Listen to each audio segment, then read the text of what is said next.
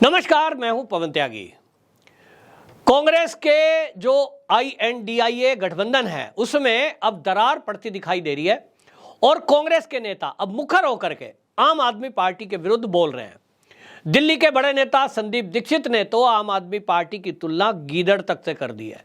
उन्होंने ये भी कह दिया कि मैं तो इनको गीदड़ भी नहीं मानता क्योंकि उनके अंदर भी कुछ क्वालिटी है। इसके पहले ही संदीप दीक्षित दिल्ली का जो अध्यादेश बिल है इसको लेकर मुखर होकर के आवाज उठा चुके हैं। उन्होंने केजरीवाल पे ये तक कह दिया कि ये अपने राज्य में विशेष राज्य का दर्जा जो चाह रहे हैं, सारी छूट जो चाह रहे हैं, ये केजरीवाल यहां क्यों मौन हो गए थे जब जम्मू और कश्मीर को यूटी बनाया जा रहा था। पुडुचेरी को लेकर ये कुछ नहीं बोलते, चंडीगढ़ को लेकर कुछ नहीं बोलते, इनको दिल्ली में विशेष अधिकार चाहिए। ऐसा नेता जो भ्रष्टाचार करता है और भ्रष्टाचार के सबूत मिटाने के लिए ये IAS PCS तरह जो अधिकारी हैं इनका ट्रांसफर पोस्टिंग का अधिकार चाहता है। संदीप दीक्षित कहते हैं कि ये बहुत बड़ी चालाकी है और ये नहीं चलेगी। संदीप दीक्षित से असल में पत्रकार ये पूछ रहे थे कि ये जो गठबंधन है इसको आप कैसे देखते हो, क्या कांग्रेस इस पर पुनर्विचार करेगी? तो वो कहते हैं देखिए, ये जो है आप भी इंडिया अलायंस के हिस्सा है, ऐसे में कांग्रेस के साथ उसका तालमेल बैठने का कोई सवाल ही नहीं उठता।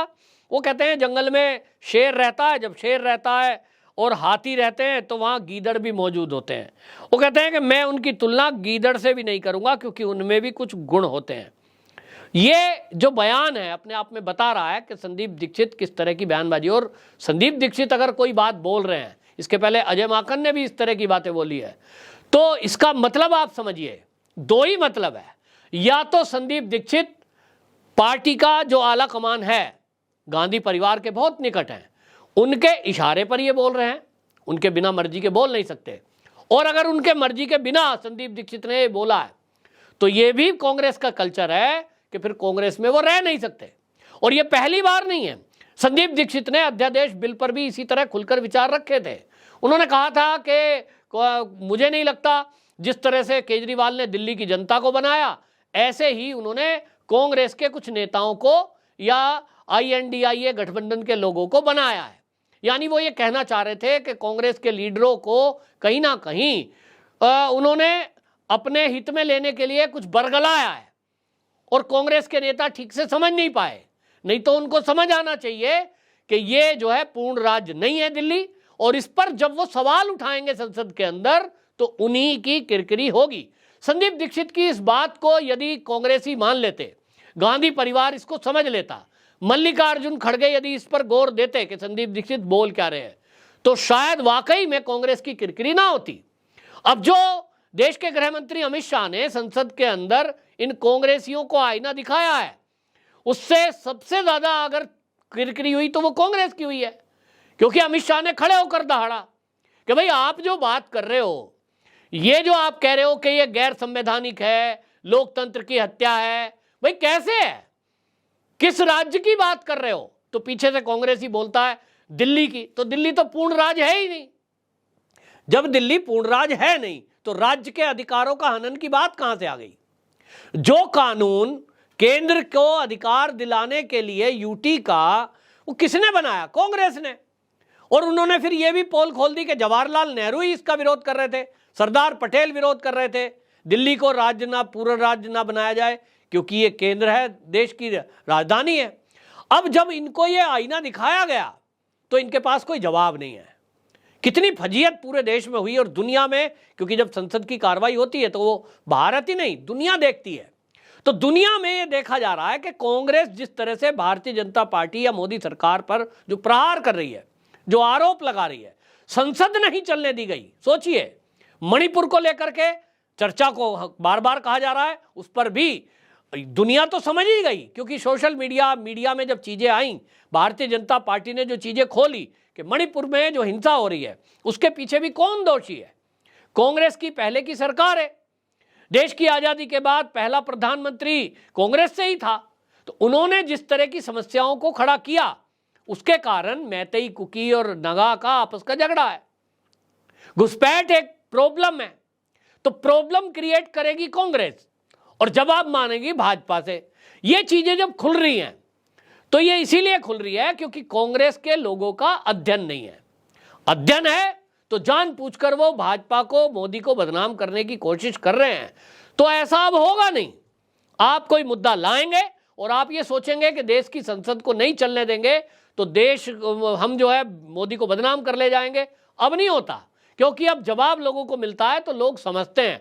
आज आप देखिए मणिपुर में जो हिंसा हुई है, अभी तो उस पर बहस होना बाकी है, क्योंकि अभी संसद के अंदर भारतीय जनता पार्टी के नेता और मोदी का बोलना अभी बचा हुआ है, क्योंकि ये अविश्वास प्रस्ताव लाए हैं। अविश्वास प्रस्ताव कांग्रेस के द्वारा लाना ये अपने पैर पर कुल्हाड़ी मारने जैसा होगा, क्योंकि भारतीय जनता पार्टी की तरफ से जब नेता खड़े होंगे सदन के अंदर, जब राजनाथ सिंह जी बोलेंगे तो वो सेना की तरफ से महत्वपूर्ण बिंदुओं पर अपनी टिप्पणी करेंगे तो कांग्रेस की पोल खुलेगी। वहीं संसद के अंदर जब अमित शाह बोलेंगे, जब संसद के अंदर पीयूष गोयल बोलेंगे, इनके पास जवाब नहीं होगा। और इसलिए जो कांग्रेस में लीडर हैं उनको लग रहा है कि आज हमारी जो टॉप लीडरशिप है वो कुछ ऐसा हो गई है कि बस कुछ सूझता नहीं है। और इसलिए संदीप दीक्षित का यह बयान अगर पार्टी आला कमान से अलग है, उनसे सहमति नहीं है और अपने आप में दे दिया है, तो ये दूसरी बार है कि इतना बड़ा बयान उन्होंने आम आदमी पार्टी के बारे में दिया है। तो निश्चित जानिए कि केजरीवाल बात करेंगे ही, क्योंकि जिनसे उनकी बात हुई है, मल्लिकार्जुन खड़गे से हुई है, राहुल गांधी से भी वो मिले हैं, सोनिया गांधी से भी मिले हैं, तो शिकायत होगी। तो ऐसा भी मान लीजिए कि संदीप दीक्षित अब ये इशारा कर रहे हैं कि भाई कांग्रेस में बहुत हो गया, अब मैं पाला बदलने वाला हूं। तो कांग्रेस अगर उनको कुछ टाइट करती है या निकालती है तो संदीप दीक्षित इतने पुराने लीडर हैं और दिल्ली में बड़ा प्रसिद्ध चेहरा भी हैं। शीला दीक्षित उनकी माताजी सीएम रही हैं और उन्होंने दिल्ली में जो विकास के काम किए हैं मुख्यमंत्री के तौर पर, वो अपने आप में अभी तक भी एक उदाहरण है। भ्रष्टाचार एक अलग मुद्दा है, लेकिन जो विकास हुए हैं दिल्ली वाले तो उस विकास को याद रखते हैं। तो कुल मिलाकर संदीप दीक्षित अगर भारतीय जनता पार्टी में आते हैं तो भारतीय जनता पार्टी में आने के बाद निश्चित रूप से सांसद तो बन ही जाएंगे। अगर वो नहीं आते हैं तो सांसद का कोई चांस मुझे दिल्ली में तो दिखाई नहीं दे रहा, क्योंकि भारतीय जनता पार्टी भी पूरी तैयारी में है। 2024 को लेकर जो यहाँ सूचनाएं आ रही हैं सूत्रों के हवाले से, वो तो यही है कि 7 सांसद भारतीय जनता पार्टी अपने बदलने के मूड में है, क्योंकि उसको लगता है कि नए चेहरे लाने से और अच्छा रहेगा। और ये जो पुराने चेहरे हैं, जो पुराने सांसद हैं भाजपा के, इनको यहाँ के बजाय कोई और बड़ी जिम्मेदारी दी जाए। जैसे कि मनोज तिवारी के बारे में खबर आ रही है कि उनको बिहार से लड़ाया जा सकता है। इसी तरह आप देखिए जो गौतम गंभीर हैं, अब वो खिलाड़ी भी हैं और बढ़िया काम उन्होंने दिल्ली में किया है, तो सरकार उनको लड़ाने के बजाय राज्यसभा से भी ला सकती है और उनको मंत्री भी पद मिल सकता है, जैसा उन्होंने दिल्ली में काम किया है।